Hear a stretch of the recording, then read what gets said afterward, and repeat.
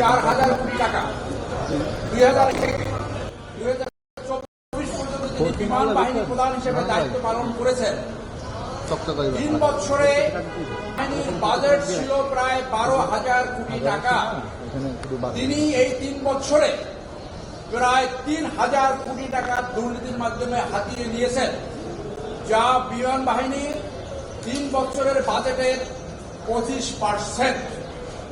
তিনি 18টি স্থাপনা যেটা ব্যবহার উপযোগী ছিল সেইগুলো ভেঙে শুধু দুর্নীতি প্রায়শে তিনি সেইটি নতুন বিল্ডিং করার ব্যবস্থা করেছেন।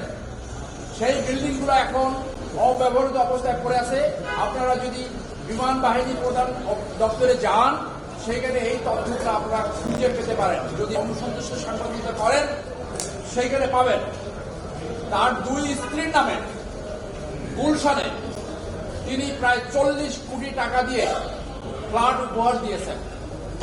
তার দ্বিতীয় স্ত্রী একজন বিমানবালা, তার মাধ্যমে এবং জনৈক গ্রুপ ক্যাপ্টেন আবু জাফর চৌধুরী অবসরপ্রাপ্ত, তার মাধ্যমে তিনি দুবাই, কানাডা এবং যুক্তরাষ্ট্রে মানি লন্ডারিং করেছে বলে অভিযোগ এসছে।